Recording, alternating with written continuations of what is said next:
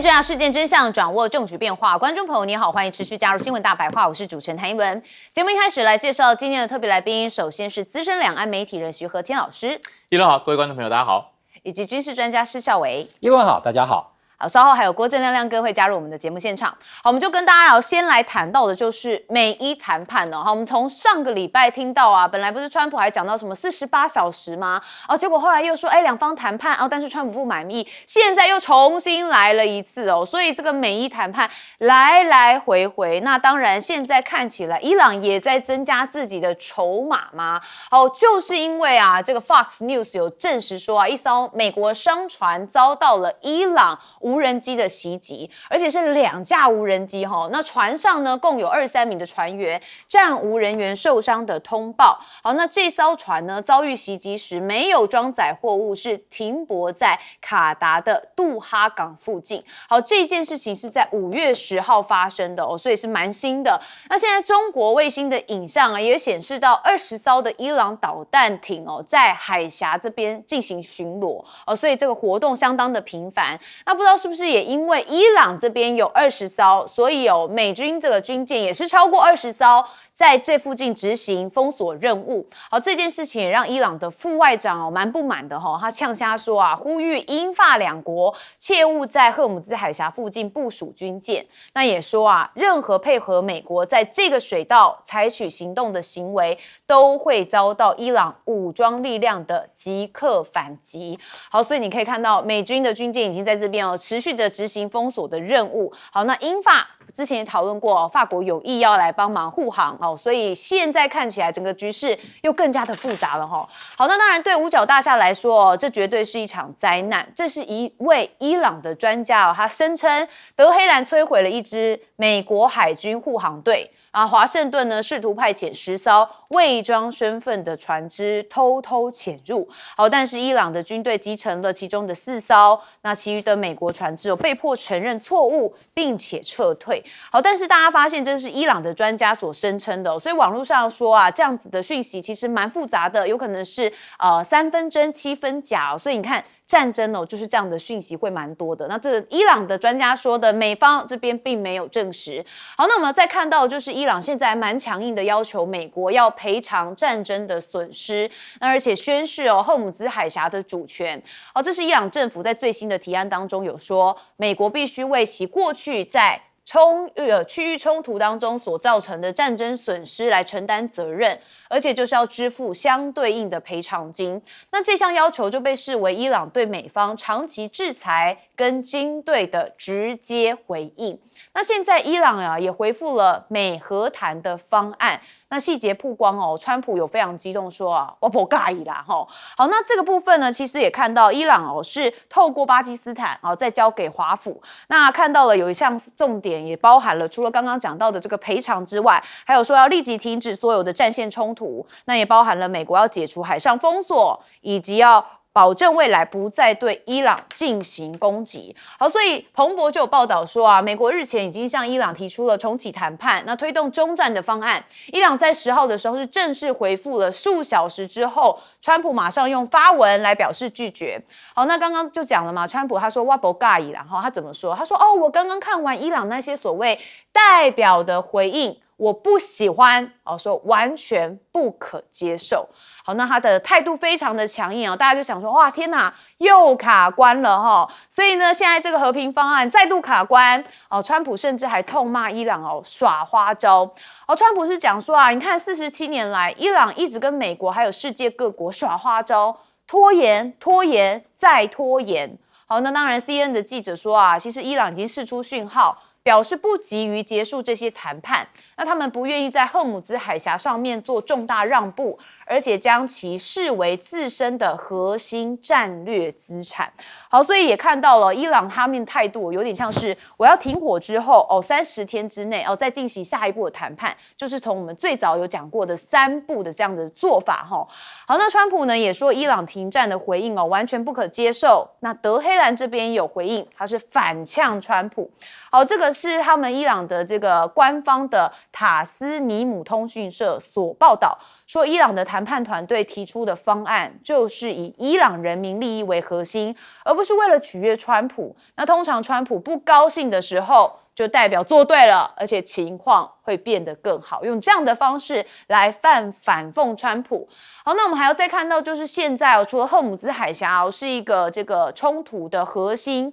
那现在伊朗的内部有没有发生一些状况呢？因为最新有一个消息是他们的东南部传出了爆炸声，就在10号的下午1点左右。好，这是在他们的沿海城市叫恰巴恰哈尔传出了爆炸声。好，不过这个恰巴哈尔的政府部门随后有通报说，这个爆炸声是跟拆除未爆弹的工作有关。好，但是也让大家虚惊一场，因为这个地区毕竟比较复杂哦。那现在伊朗军方有特别讲说，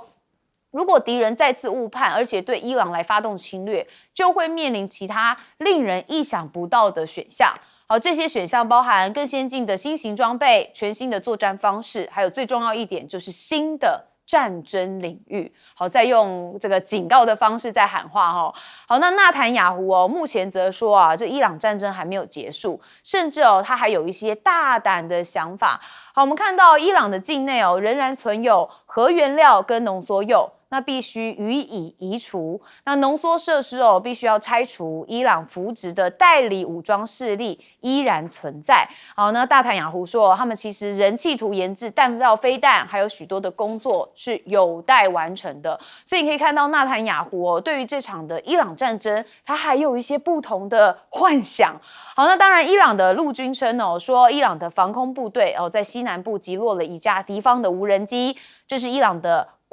军方这边的宣布说数小时前在西南地区有一架敌方侦察无人机被该国的联合防空司令部的指挥之下，一个综合防御的这个网络系统遭到摧毁。好，所以现在看到整个伊朗的局势也是相当复杂，但问题就在大家每次都想说美伊之间应该有一些谈判的曙光但是这个曙光每次都是被这个沉默就像是赫姆兹海峡一样相当复杂。好，我们先问一下维哥怎么看现在的局势。好，我们现在看到，现在我手上这个手机显示的这个呢，就是现在在荷木兹海峡即时的这样一个状况这个即时的状况，你可以看到这个荷木兹海峡上面还是零零星星的有一些船，但是整体来说你看荷姆兹海峡外跟荷姆兹海峡里面的波斯湾两边的船都还塞在那边，没有办法动了因为只有极少数的船敢从中间过去。那极少数的船从中间过去呢，可能是获得伊朗的允许，可能获得美国的允许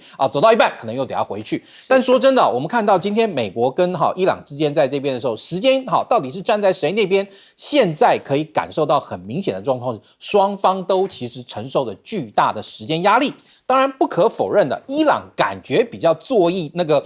以逸待劳一点，因为毕竟这个仗在我家门口打嘛，然后他已经也咬定了，你美国人不敢派地面部队进攻我德黑兰如何，然后试图推翻我政府。那其实川普也表明了这个情况，他基本上大概不太可能真的派遣地面部队进入。虽然说事前美军现在有2个2栖战斗群呢集中到这个波斯湾附近也就第5舰队的那个战区之内，但是第5战区那个舰队的这个战区。这2个2栖战斗群大概加起来的这个上面的美军的官兵的人数，你说要能够对伊朗局势产生天翻覆地或整个把它推翻的这样的变化，基本上也根本不可能这个兵力相差太远。那我们也看到那个的确这个伊朗的这个革命卫队或是伊朗的这个海军呢，在波斯湾地区还有部分的实力可以骚扰，就是我们刚那个图上看到过去的这些船艇。那这些船艇有些过去的时候呢，就遭到伊朗的这个革命卫队或用水面的这个船艇，或用无人机进行攻击。那这些无人机跟这些小型的水上船艇，其实真的也很麻烦的是，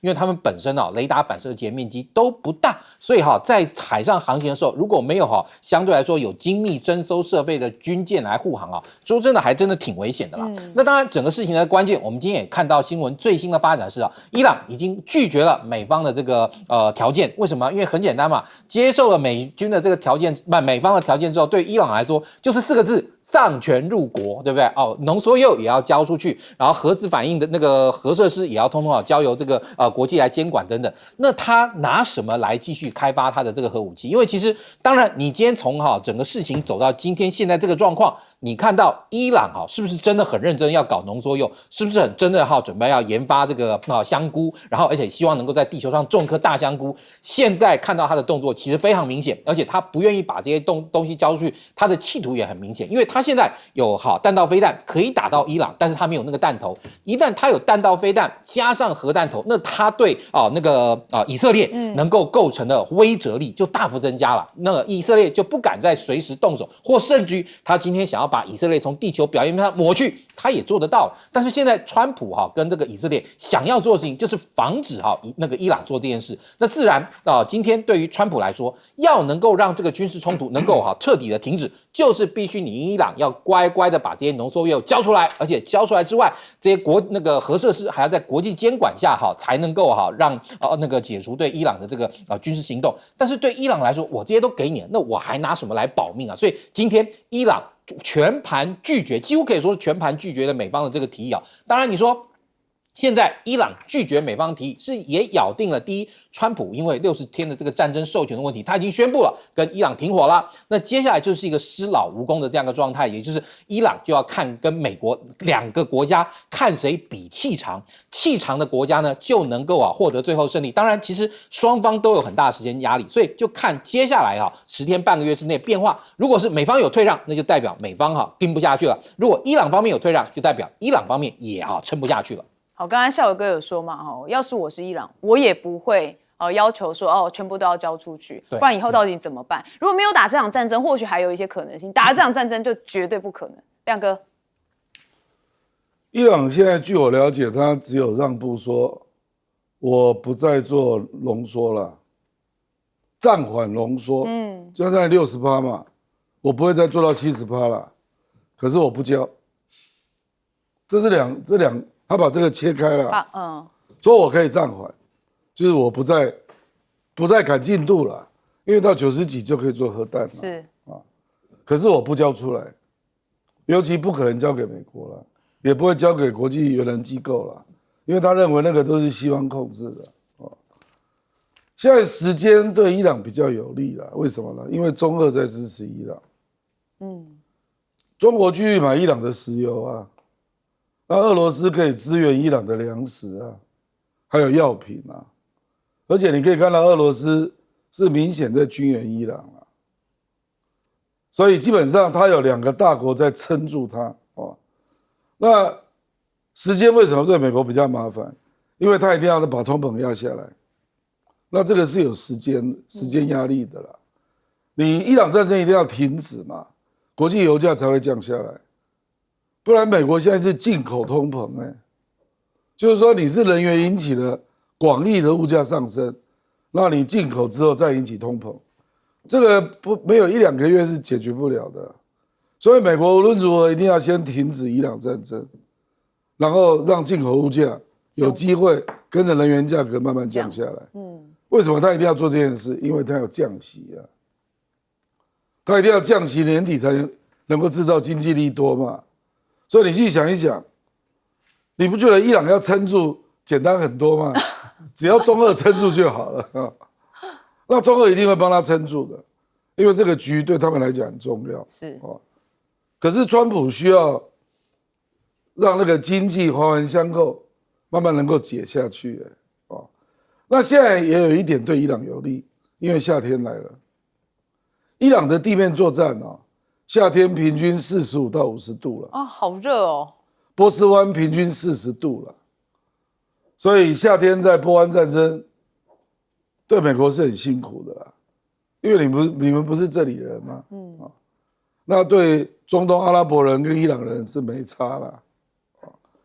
所以一般波湾在夏天从事海上作战或地面作战难度是比较高的，什么时候才会凉？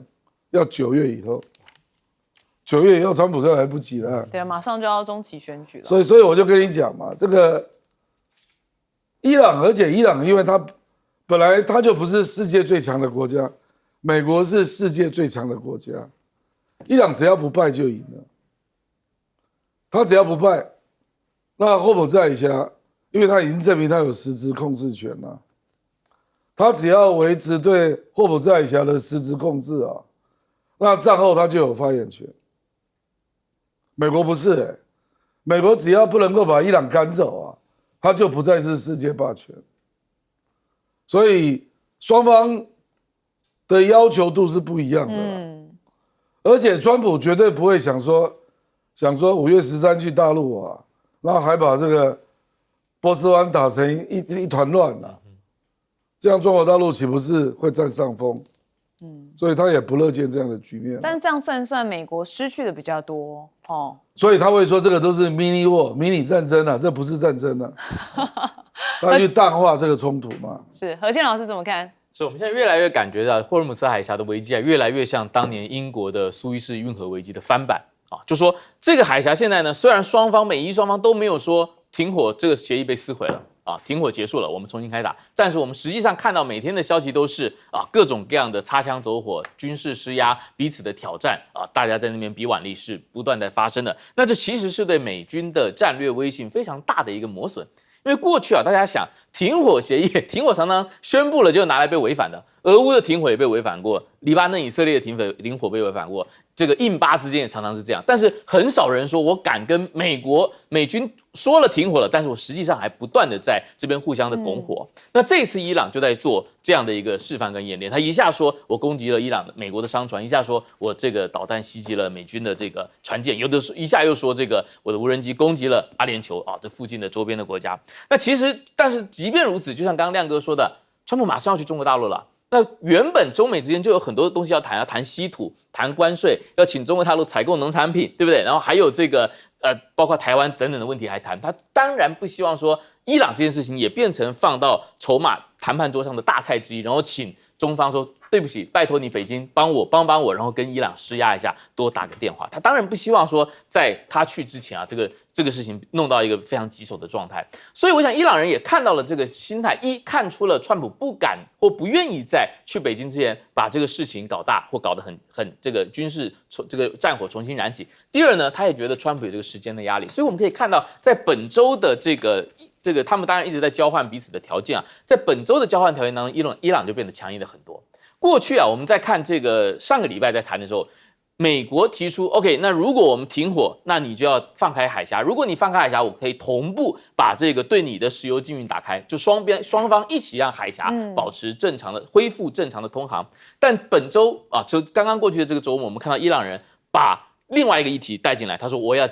你要解除对我的伊朗的海外资产的制裁，我那些困在海外银行账户的那些别人跟我买油，然后原本的油的款项我应该拿回来的，但是因为美国跟这个美元的体系的制裁，我这些款项拿不回来，你这个制裁要帮我解开，你解开了，我才要跟你谈海峡的开放。所以他一下子又拉进了一个新的议题，而且这个新的议题其实不是 life and death matter， 不是一个生与死的议题，是一个其实容后处理的。所以可以看出，伊朗在这一轮他其实没有很想急着帮助川普在去北京之前把这个谈判就做完。对，所以如果他想谈，他早就已经慢慢有一些让步了嘛，他就是把这个新的东西拉进来，看起来他依旧是没有想谈因为马上川习就要来了。好，我们等一下也会谈到这件事情，我们休息一下，马上回来。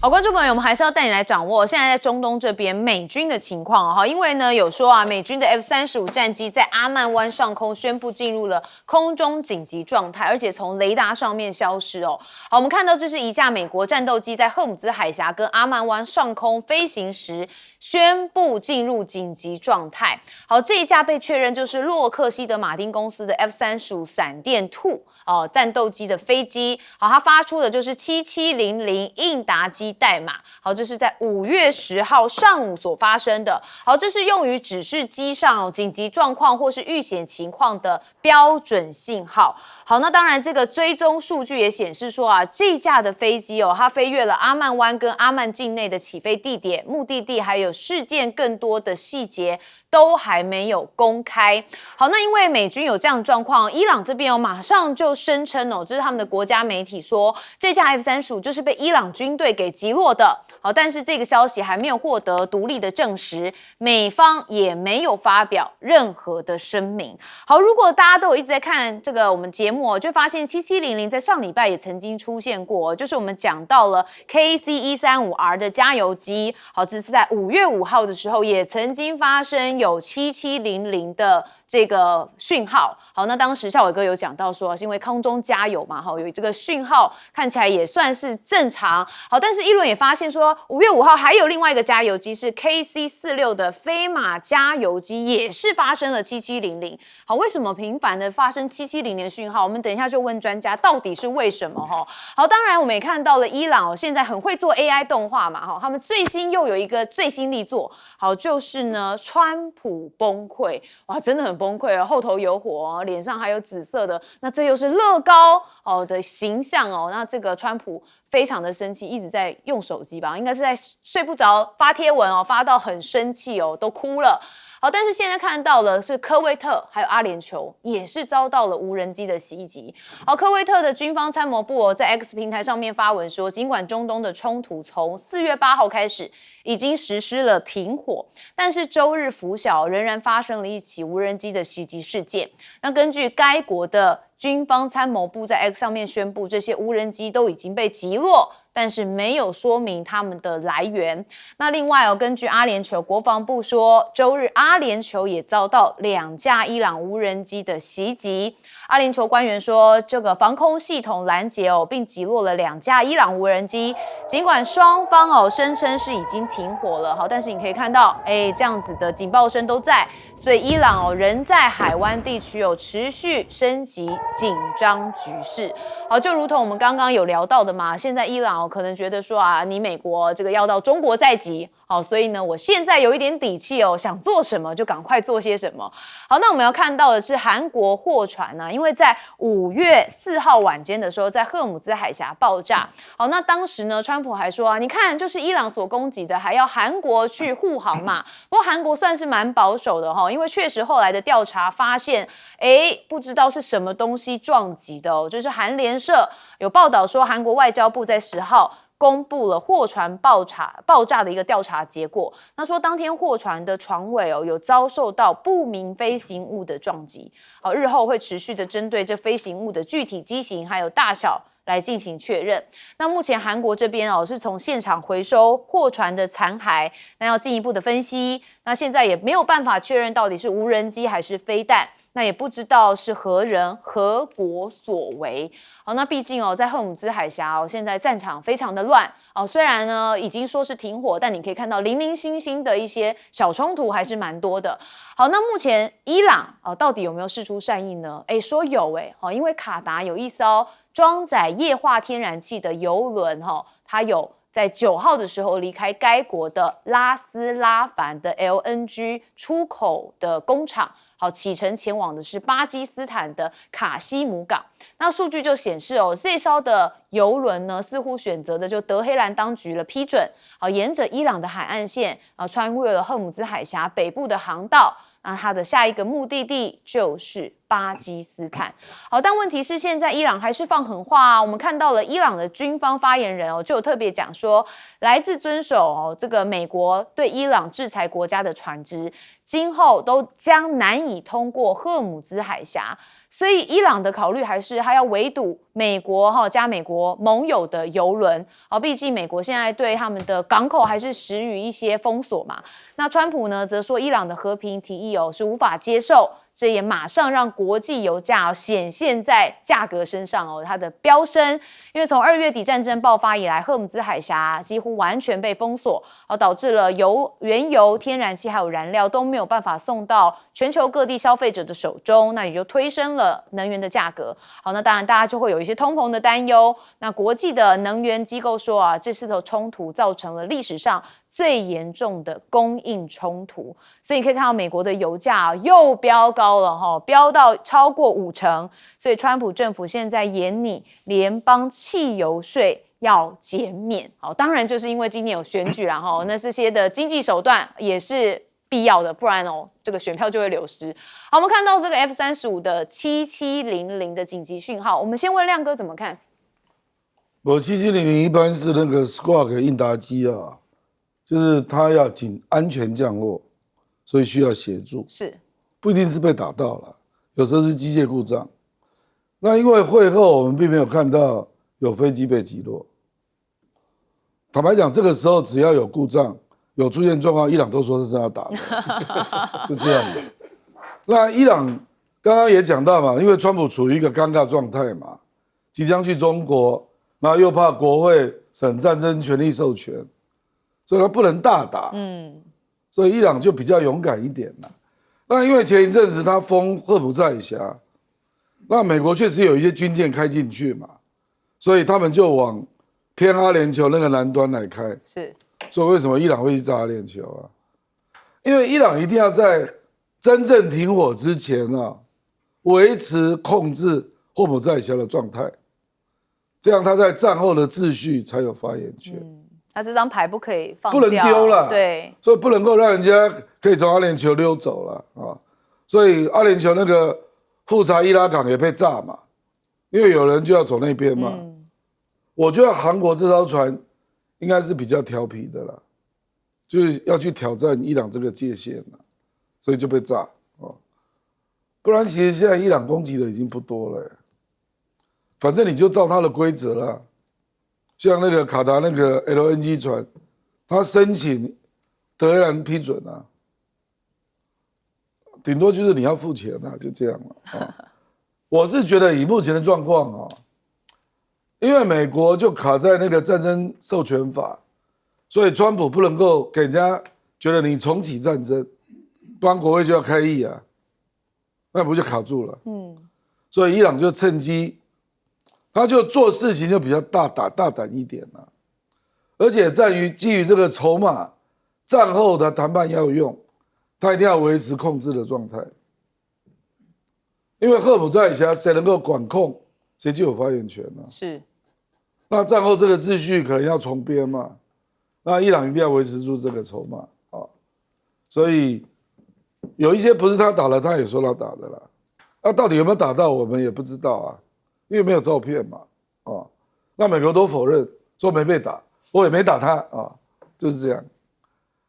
我们很难判断啊。对，所以每次都是因为几乎都没有照片，对，都是被打的游轮才有照片啊，韩国那一艘船应该有照片，有。对啊，就是这样嘛，所以我觉得这个已经有点歹戏拖棚了啦。明知要重启战争可能性不高，大打可能性也不高，可是奇怪，油还在涨。因为油前一阵子大家都放心了，跌到95，大家都觉得应该还会再跌，就一下又回到103，目前就是这个状况。所以真的完全没办法预测嘛，没有办法预测。对，每次我们都谈到想说，可能要差不多了哈，但是马上好像又有一些变数，这就是目前现在美伊战局的一个状态。对，孝瑋哥，因为你看那个油价的确是现在变成说是左右川普思维最大的一个部分啊。当然，因为现在他马上要去北京了，而且现在北京也宣布就是说，好，这个接受这个川普总统要来中国大陆进行国事访问。今天这个中国大陆最新的这个新闻媒体是用国事访问这4个字。那当然在这个时候，川普要去其实当然你说能够北京已经正式宣布了，其实我也相信双方会前的这种参谋作业大概也都进行的差不多了，也就是到时候要共同宣布什么，双方见面握手，然后就进步了，那就开始做了。不过当然这边也要刚那个解释一下，刚刚一轮有问到这个7700的问题。当然7700大家的确就是它也是飞机宣称它有一个紧急状态。那至于就说为什么 KC-46这么新的飞机也会给人家一天到晚按7700说真的，这个的确就是波音公司这些年来表现非常邋遢的一个重要的原因对。为什么你知道吗？就是说波音这个飞机，那当然你看现在整个在战场上，你会发现KC-135，就我那天跟大家讲，1960年，我讲那美国空军现在每一架 KC-135，小弟我是1968年出生，那每一架飞机都年纪比我还大，都是在我出生前就已经了，LKK 了，对，都建造。但是它因为本身当初它是一个4发动机的飞机，所以相对来讲，它如果真的碰到一些状况，它在空中容许这个容错的空间比较大一点点。那 KC-46，它是新科技它是有一种飞机叫波音767去改装的波音767改装，而且这个整个标案在美国空军的，其实也是美国空军近年这个标案中让人非常跌破眼镜的一个。为什么？因为本来是另外一家叫诺格公司，然后跟 Airbus 公司合作的一个案子叫 A330 MRTT， 它的型号叫 C45，本来得标了，你知道吗？后来就是波音公司运用强大的影响力跟他说，哎，不行，这个标要重开，结果真的重开了美国空军还真因为这样重开了，然后最后重开以后，这个 KC46就一直到现在各种测评下来毛病不断，所以说真的他这次出事也真的不奇怪。但是我们刚刚讲7700不代表就是你真的要摔了，因为可能有些什么小故障，这个有故障出现的时候要马上按7700，这样你就可以获得一个优先降落权所以也就是说只要你能够优先降落，不见得一定会摔啦，而且也真的不见得真的很危险。但是毕竟你飞机有状况，那个警告灯亮得像圣诞树一样，飞行员压力也会很大嘛，对不对？所以赶快把飞机飞回去那是最重要的。不过当然 KC46这个东西说真的，我个人觉得是美国空军近年在专案管理上来讲，实在让人跌破眼镜的一个事情。你应该好好弄，应该很顺利。767改个加油机有什么困难呢？波音这个公司从60、70年就是做空中加油机了，怎么搞到现在一天到晚这样子？这个是让人想不透。很邋遢就对了啦。好，何谦老师怎么看？是这个飞机可以紧急降下来，油价不知道什么才能降下来这个上个星期根据美国汽车协会的数据美国的平均油价，汽油价格已经突破了每加仑4.5块美元，那是2022年7月以来首次。而从2月28号这个战争开打以来，美国消费者所感受到汽油价格累计上涨已经超过了50%。那还是蛮明显的涨幅如果放在台湾的话，就相当于说，就原本开战前1公升30多块台币，30和31，现在一下变45。我想这个对大家的心理，我2月去美国才2块多，这样子，哎呀，这个差很多。对现在就4.5。那美国的5月份的上礼拜刚公布的数据，5月份消费者信心指数也从49.8降到48.2。另外呢，美国的消费者预计未来1年物价会上涨4.5%。还有另外一个数据是很严峻的，就是说美国消费者对自身财务状况的评估已经降到2009年以来的最低水平。2009年是什么日子呢？就是金融危机之后大家在收拾那个金融危机残局的那个情况，所以其实川普面对的压力是很大的那根据国际能源署上礼拜的表态，他也认为说这一场伊朗冲突已经造成了史上最大的供应链的原油供应链的冲击，它冲击的幅度应该超过了1973年跟1979年的2次石油危机。所以或许2026年未来我们的小朋友在历史书上读的时候，可能会被定义成第3次石油危机。那石油危机到了什么程度呢？我们大概一天的全球原油消费的缺口已经来到了10亿桶。就是差不多10天的量，一天大概全球能源消费是1亿桶原油嘛，那现在我们的缺口已经达到了10亿桶。那过去这个霍尔木兹海峡其实只有2000万桶，一天就相当于全球原油供应量的20%嘛。但是由于这个地方受阻，所以造成你其他地方要去紧急的调货船要改航路这个就变得已经挖出了一个10亿桶原油的缺口的大坑。而且还有石油公司的人来警告，就说其实过去我们感受到的3月跟4月不是最严重的。为什么？因为在2月28号开打之前，很多从波斯湾该出去的油已经出去了，不管是从卡达走、阿曼走，还是这个阿联酋走，甚至是伊朗自己走，它的原油已经在海上了。这个4月到5月已经到了该到的地方，可是呢，2月28号之后，大量的船只就卡在海峡那边，还有1500艘没有出来呢，还有很多艘空的船没有进去载，所以到了6月跟7月这些已经该到的船已经到了，但是新的船进不去，载不到油，那我们6月、7月全球感受到的能源压力会更加的严峻。对，所以这个何谦老师的意思是最糟糕的状况还没到而且6、7月还是夏天嘛，所以在尤其北半球就是需要电力负荷最高的时候。好，我们休息一下，马上回来。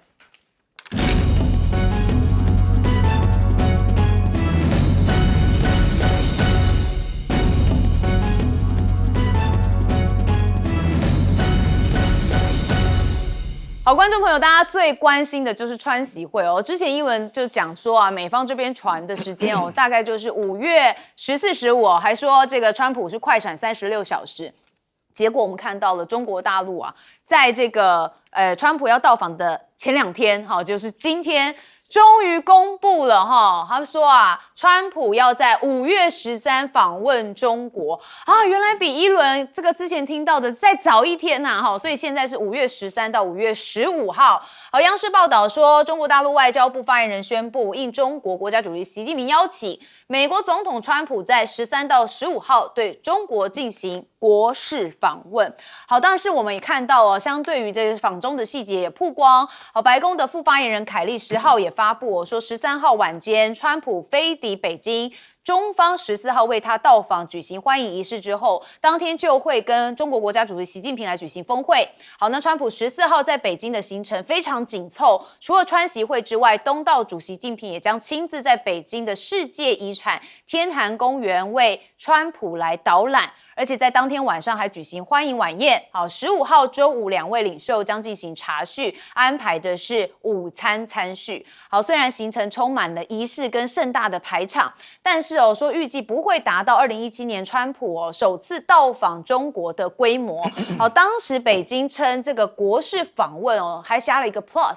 就是国事访问 Plus， 但这次没有加 Plus， 所以这规模没有像2017年这么的盛大好，那当然，北京的川习会最初是定于3月31到4月2号3天2夜，但在2月底美国跟以色列对伊朗开战之后，川普3月请中方同意延期，那片面指称已经确定川习会是5月14到15在北京举行，这是原本一轮也所得知的。好，那当然后来是按照联络人公布的行程，最后是安排3天2夜。好，3天2夜到中国差不多刚刚好了哈，不然我们之前看到了还包含一些天坛啊等等的，还有这么多事情要谈那2天1夜根本是不够啊哈，所以呢，到底要谈什么呢？目前预期本次的川习会除了针对美伊冲突、中美经贸还有台湾议题可能会进行对话外，稀土问题估计也会被摆上会议桌进行深度的讨论。好，那美方的官员就说，川普未来几天访问北京时，准备再次就伊朗议题来向中国国家主席习近平来进行施压。好，那川普访华呢，希望能有看得到的成果。这当然，川普就是这样嘛，有看得到成果，他回去才可以宣传才可以跟人民说我拿到什么。好，那《金融时报》的解读就是中国抵御美国关税攻势的能力，那也标志着新兴超大的这个国家既有的霸权国之间的战略竞争的一个重要的转折点。好，就是彻底打破了美国无所不能的形象。好，那加州大学圣地亚哥分校的一位教授说其实现在美国当然不像我们的总统常常挂嘴边那样掌握了所有的筹码。好，依照他看是那个时代已经过了，而且是一去不复返。那复旦大学这边的院长呢，则是说川普对中国的看法经过一个学习的过程。好，那经过几番的博弈之后，川普开始意识到中国是一个比他想象中更强大、更可怕的对手。那目前呢，也有很多的高官已经在接触了嘛，我们看到像贝森特跟何立峰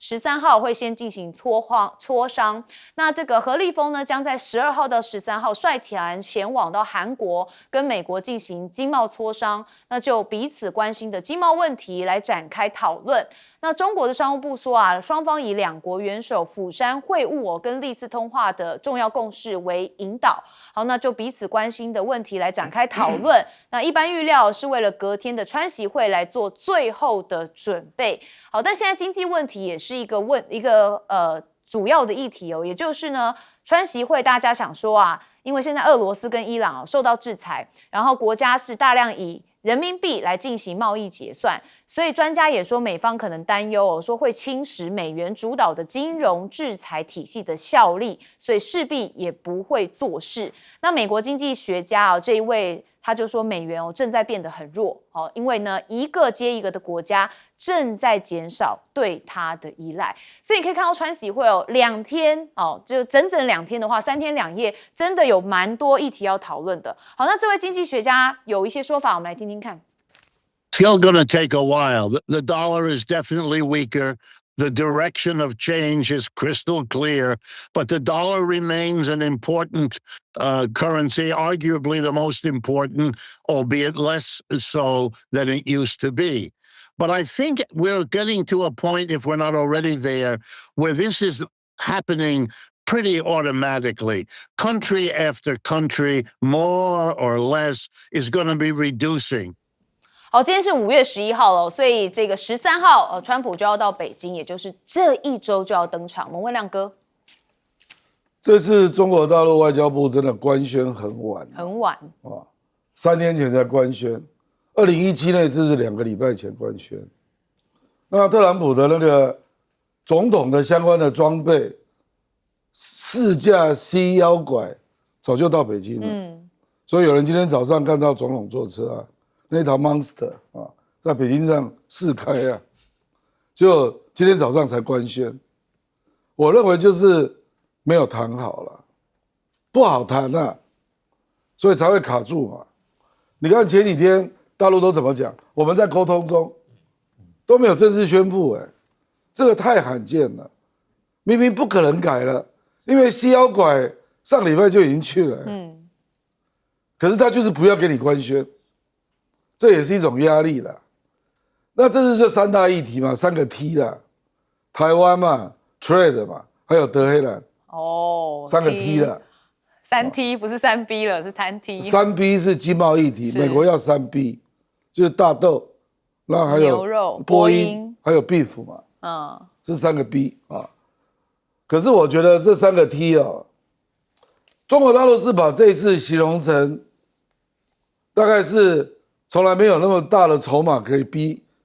美国对台湾做表态啦，因为这是另外的2个议题都是美国有求于中国，蛮明显的。而且中国在经贸议题都故意表态强硬，不要让你觉得我要求你啊。比如说最近那个炼油厂，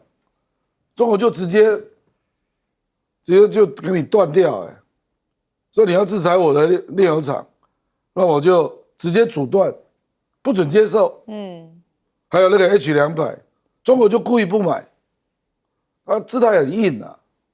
就是要让所有的议题都变成是你求我。那个伊朗战争也是嘛，为什么他要塑造出这个态势？就是因为你那2个议题你求我，所以台湾你要让，他就是要塑造这个态势嘛。那台湾的议题当然有点复杂啦。其实美国是想不谈就不谈嘛，我讲白了，我刚刚讲那3T 啊，是美国人讲的，他台湾摆在最后面，我把它放在前面是因为大陆把它摆在第一个。像卢比奥他昨天讲啊，说我们对台政策不会有改变啦，就台海现状不会迫害。你如果讲这个，那回家算了。中国大陆可能让你这样讲，不可能啊！我跟你讲哦，而且王毅在现场，王毅一定会紧盯着这个议题，一定会提醒习近平说，他们都还没让，我们后面要让嘛。你看这一次啊，王毅先打电话给卢比奥。就跟他讲台湾问题最重要，对，核心嘛，对不对？李强总理见那个参议院戴恩斯代表团，也跟他讲台湾问题就是红线，然后又跟他提醒，今年2月习近平有打电话给川普哦，习近平那时候不讲了一句话，对台军售要谨慎处理，所以为什么这次军售，坦白说，3月13号140亿对台军售就已经公开了。为什么到现在没有发价书？就美国一直在考虑嘛，这个会不会中国要的？所以可以看到川习会即将登场，台湾也推向了川习会的浪尖上何谦老师。是这个，刚刚下午3点多啊，这个大陆外交部刚刚对于今天早上9点宣布的川普要去大陆做国事访问进行了一个简报。那里面就提了2点啊，第一个是当然就是去年10月，川普跟习近平在釜山见面之后，再一次的2个人面对面的会晤。但这也是美国总统啊，这个时隔9年之后，再一次有现任的美国总统访问大陆。那上一次是谁呢？上一次还是川普。因为上一次2017年，对，因为拜登就创下了一个记录啊，就刚好因为一个是疫情的关系，一个是这个中美这个空飘气球事件的关系，就导致拜登成为1979年中美建交以来第一个美国在任元首，结果没有机会踏上中国大陆的土地去做访问的。那川普等于说又来了。那2017年的川普跟2026年的川普，他面对的2个就是非常不一样的中美关系，以及中国大陆啊，在这个世界上的地位也起了很大的变化。那这次啊，这个大陆外交部说，双方领导人呢要就中美关系以及攸关世界和平与发展的重大问题来交换意见，所以不只是谈中美关系，什么叫世界和平与发展的问题啊？包括我们可以想象了乌克兰问题，包括伊朗问题，那可能刚刚亮哥谈到台湾问题，但大陆一定会认为台湾问题是中美关系的一部分了。但不论如何啊，今天彭博社大概做了几个分类啊，他把几个可能会谈的议题列出来：贸易关税、中东的冲突、科技管制、稀土，还有美国要请中国多购买农产品。那如果再把台湾议题放上来的话，我们就会看到这个中美之间互相索求啊，或者说互相要求你应该多做一点，大概是一半一半啊。因为中国大陆其实是非常希望美国取消对于大陆的这个歧视性的关税。那在中东问题上呢，可能美国更有求于中国大陆，你来向伊朗多施压。那科技管制呢，双方有一点平分秋色。当然，大陆希望能够买到美国最好的晶片，但是呢，你就算不卖，那中国大陆也自己在做进口替代啊。这个黄仁勋也很着急，他在 H2里卖不进中国大陆。那稀土跟农产品大概都是美国有求于中国大陆。那如果再把台湾问题放进来，其实台湾问题就会被跟这些东西摆在一起换啊。所以美国当然是很不愿意谈，因为我们刚刚这样点下来的话，其实中国大陆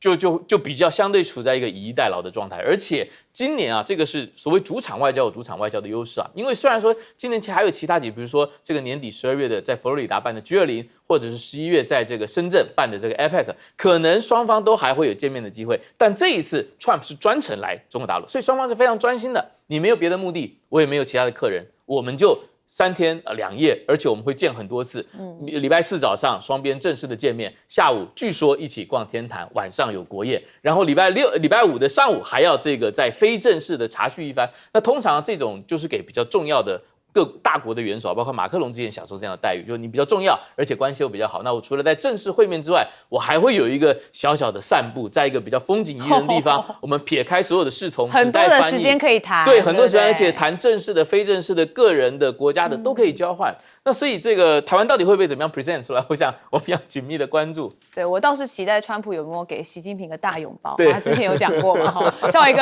我觉得习近平主席应该是不会给川普一个大拥抱，因为我会这样子躲掉，是不是？倒不会躲，但是我觉得双方礼貌性的握手是一定的。那的确，这是前面2位那个来宾的那个观点也我个人也雷同，也就是说这次美国有求于北京的多，而且呢，你如果看这2国之间的这个国力的这个大变化甚至于我说我们甚至于台湾可能就要担心会不会有就是美中第4公报，或是川普可能有在这种所谓的非正式的场合对台湾的问题有什么比较大的宣示，这个其实才真是我们要担忧的地方。为什么？因为其实台美之间的这样一个关系或者说美台中之间的关系，上一次有一个比较大的这样一个正式宣示或者说你可以说它是一个正式那个情况下的一个非正式宣示，是克林顿上次去那个中国大陆而且克林顿那次他特地不挑在北京，而挑在这个北京以外的地方讲了新3部嘛。如果说你不考虑其他的任何的外交文件，至少到目前为止，克林顿的新3部是直接指导美台中之间的这样一个那个两岸3地的这样一个政策最高指导但是你看。当时那个时候，克林顿手中的这个美国反恐战争没有打，然后那个第2次那个波安，然后以及这一系列这个军事冲突都还没有。那时候美国国力是鼎盛的，美国当时有国力可以来让克林顿到远离北京之后才讲了这个新3部。但是现在你看到那个北京对于对于川普来访，基本上是以逸待劳，而且呢，那美国这次是又有求于这个北京，当然也有一些地方是北京也希望能够美方能够有些交换的这个部分，而大家也不要忘了，川普总统就是一个交易型的这个政治领袖，也就是说，今天我们这些东西都可以拿出来放在谈判桌上来对价嘛。这个时候，如果说今天中国大陆拿出更丰厚的条件，要求美方做一些原则性的这个让步。这时候你说川普会不会有可能在逛完天堂公园，然后这个跟他的媒体查询的时候，说出了什么对台湾来说那个冲击力更大的这些事情来？这也是我们现在必须要去担心当然最好是不要这样，因为毕竟如果说今天川普在北京说出了什么对台美之间的关系有一些比较重大冲击的这个话语来说的话，对台湾来说，我们感受到这个压力跟冲击会比较大啦，对不对？